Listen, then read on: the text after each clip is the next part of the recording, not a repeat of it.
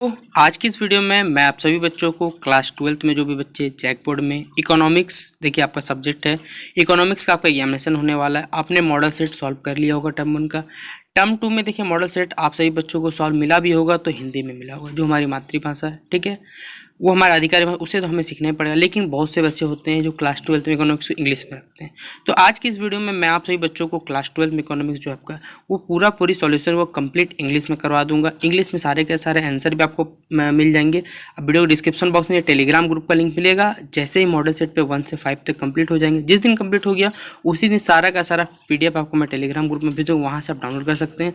लेकिन अगर आप सभी बच्चों ने सपोर्ट दिखाया तभी मैं सारा का सारा मॉडल सेट कंप्लीट करूँगा, वरना नहीं करेंगे। क्योंकि देखिए मॉडल सेट को सॉल्व करने में सब्जेक्टिव वाला समय लगता है। आप सभी बच्चों को मालूम हो, क्यों आप भी बैठ के खुद देख सकते हैं कि कितना समय लगता है, कैसे कैसे क्वेश्चन रहते हैं, कैसे उनको समझाना पड़ता है, सारी के सारी बातें हैं। तो आइए वक्त को बिना बर्बाद किए मॉडल सेट को सॉल्व करते। देखिए पहले बात आपको सब्जेक्टिव पेपर है, समय 1.5 घंटे मिलने वाला है बच्चों। बाकी सारे टोटल सवाल 19 पूछे गए। 19 सवालों में से बच्चों आपको section A, section B, section C इसी तरह क्वेश्चन नंबर 1 से लेकर 7 तक वेरी शॉर्ट टाइप है, उसके बाद शॉर्ट टाइप है, फिर लॉन्ग टाइप है। ठीक है, तो जिसमें आपको बच्चों पहला वाला में जो 2 मार्क्स मिलने वाला है 1 से 7 तक सॉल्व करिएगा। फिर 8 से लेकर 14 तक बच्चों 6 सवाल है और 5 का जवाब देना है, 3 मार्क्स मिलने वाला है। और जो आपका लॉन्ग आंसर टाइप है, ठीक है, उसमें आपको क्या करना है 50 वर्ड से ज़्यादा नहीं लिखना है। ठीक है, याद रखिएगा जो बोला गया आपका 3 अंक वाला। और जो 100 वर्ड वाला याद है कि जो आपका क्वेश्चन है 15 से 19 तक है, उसमें सिर्फ क्या करना है बच्चों, किन्हीं 3 का जवाब देना है। 4 सवाल देंगे, किन्हीं 3 का जवाब दे दिए, आपका काम हो जाएगा। और देखिए प्रत्येक आपको कितना मिलने वाला, एक क्वेश्चन में 5 मार्क्स मिलने वाला है। ठीक है, तो देखिए आइए हम लोग शुरू करते हैं। देखिए पहला बच्चों हम लोग क्वेश्चन देख लेते हैं। ठीक है, मैंने आपको इंपॉर्टेंट क्वेश्चन भी टिक करवा दिए। अगर आपने वो भी नहीं देखा है तो देख लीजिए, मैं आपको सारे क्वेश्चन का आंसर करवा दूंगा, बस आप वीडियो के लास्ट तक बने रहिएगा। तो ठीक है, देखिए पहला तो बच्चों आप लोग खुद कर सकते हैं कि समष्टि अर्थशास्त्र को परिभाषित करिए।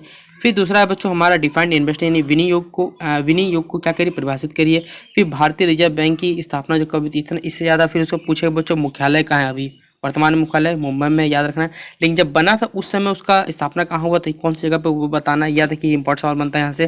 फिर बच्चों हमारा ये है प्रत्यक्ष कर क्या है, डायरेक्ट टैक्स क्या कहलाता है। फिर why is the repayment of loan is capital recipient, जो हम लोग जो कह सकते हैं टैक्स जो पेमेंट करते हैं, लोन जिसे ऋण कहा जाता है, उसका जो पेमेंट होता है वो कैपिटल से क्यों होना चाहिए, वह क्यों होना चाहिए, वो कहता है। अगर MPC दिया हुआ तो आप MPS कैसे निकाल सकते हैं, ये सारी की सारी बातें मैं आपको बताऊंगा। बंद और अर्थव्यवस्था से आप क्या समझते हैं कि क्लोज, जब इकोनॉमी क्लोज हो जाता है तो उसे क्या दिक्कत है, क्या होता है, ये सारी की सारी बातें देखिए। फिर 3 कैरेक्टरिस्टिक्स ऑफ कैपिटलिस्ट इकोनॉमी के 3 आपको क्या बताना, कैरेक्टरिस्टिक बताने हैं। फिर 3 फंक्शन बताने कमर्शियल बैंक के। फिर डिफरेंशिएट बताना है बच्चों final goods and intermediate goods के बीच में। फिर क्या है हमारा कि मार्जिनल प्रोपेंसिटी टू कंज्यूम क्या होता है, और ये मार्जिनल प्रोपेंसिटी सेव कैसे कर सकते हैं, हम किस प्रकार से बचा सकते हैं। अगला है इकोनॉमिक एजेंट कौन कहलाते हैं, और बच्चों इसके हमें एग्जाम्पल देने हैं।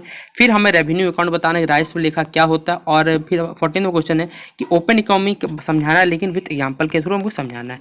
फिर लॉन्ग आंसर टाइप है बच्चों, जिसमें आपको दिया हुआ है एक्सप्लेन प्रोडक्ट मेथड और कैलकुलेटिंग प्रोडक्ट मेथड बताना है कि नेशनल इनकम हम कैसे कैलकुलेट करते हैं। फिर एक क्वेश्चन दिया हुआ है कि आप क्वेश्चन का जो वैल्यू है इससे नेट वैल्यू ऐड कैसे निकालिएगा, ये आप लोग बस देखिएगा। फिर explain the demand for money for speculative motive के बारे में, सट्टा उद्देश्य प्रयोजन के लिए देखिए जो सट्टा लगता है उसके बारे में हमको क्या करना है, जो डिमांड मनी का डिमांड उसके बारे में हमको एक्सप्लेनेशन देना है यहाँ पर। फिर सप्लाई ऑफ मनी के बारे में बताना है, अल्टरनेटिव मेजर क्या है, RBI के द्वारा जो मनी प्रवेश किए जाते हैं उनके द्वारा अल्टरनेटिव क्या क्या तरीके वो बताना है हमें। फिर है parametric shift in style with graph. देखिए ये ग्राफ वाला सवाल आपके लिए इंपॉर्टेंट है। तो इतने सवाल देखिए 19 सवाल पूछे गए, और जितना ही पूछे गया देखिए वो सारे के सारे मैं ट्राई करूँगा आप सभी बच्चों को जवाब बताने का। तो चलिए आज का हम लोग एक एक करके आंसर देखते हैं। अब पहला वाला का आंसर तो आप लोग अपने हिसाब से जो याद कर सकते कर लीजिएगा कि मैक्रो इकोनॉमिक्स क्या होता है। मेरे अकॉर्डिंग देखिए मैंने यहाँ लिखा के रखा हुआ है यहाँ कि macro economics is a branch of economics dealing with performance, structure, behaviour and decision making of an economy as a whole. For example using interest rate. ये फर्स्ट नंबर का हमारा आंसर हो गया बच्चों। फिर हमारा सेकंड नंबर का answer नहीं, ये थर्ड नंबर का आंसर है। रिजर्व बैंक की स्थापना बच्चों कब, रिजर्व बैंक की स्थापना कब हुई थी ये बताना है बच्चों, ये क्वेश्चन नंबर 2 है। ठीक है, तो कब स्थापना हुई थी RBI की बच्चों, याद रखिएगा 1 अप्रैल 1935। ठीक है, याद रखिएगा ये डेट।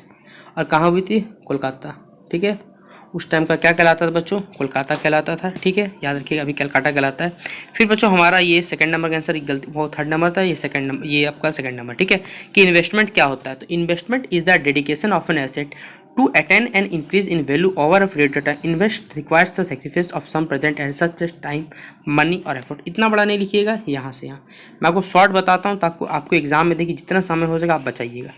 फिर डायरेक्ट टैक्स क्या होता है, जो हम लोग क्या करते हैं किसी आदमी को या फिर किसी ऑर्गेनाइज को डायरेक्ट जो हम लोग देते हैं, सीधा बात है कि ये direct tax is a tax that a person organisation pay directly to the entire that imposed it. यहीं पर खत्म हो गया यहाँ पर 4 नंबर का। फिर देखिए ये जो हमारा 6 पहले 5, चलिए हम 5 नंबर आंसर देख लेते हैं। देखिए पहले 5 नंबर का आंसर बच्चों यहाँ से लिख लीजिएगा कि repayment of loan is a capital expenditure as it call reduction in liabilities of the government. ठीक है। फिर 6 नंबर का देखिए, आपको इतना बड़ा याद मत रखिएगा, बस इतना याद रखिएगा कि बच्चों एमपीसी और एमपीएस का वैल्यू क्या होता है 1 होता है। आपको एक वैल्यू देगा, दूसरा निकालना है तो 1 से घटा दीजिएगा, 1 में 0.3 क्या होता है 0.7। लीजिए आपका आंसर आ गया। फिर देखिए बच्चों हमारा 7 नंबर का आपको आंसर यहाँ मिलेगा कि a closed economy is one that has no trading activity with outside economy. ये क्वेश्चन नंबर 7 का आंसर हो गया हमारा।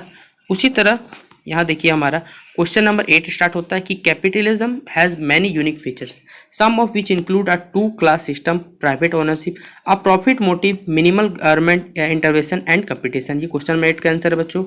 फिर क्वेश्चन नंबर 9 का कि कमर्शियल बैंक के देखिए क्या क्या कैरेक्टरिस्टिक्स है, तो accepting deposit, advancing loan, discounting bills of exchange of hinders या फिर ट्रांसफर मनी। ये 3 ही पूछा गया तो हमने 4 लिख दिया। ठीक है।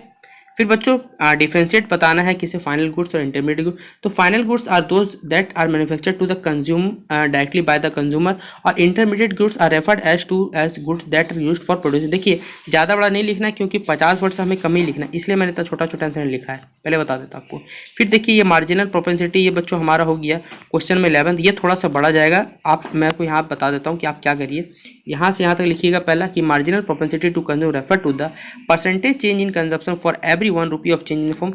उसके बाद बच्चों आप ये डायरेक्ट याद रखिएगा कि एमपीसी प्लस एमपीएस बराबर बच्चों 1 होता है।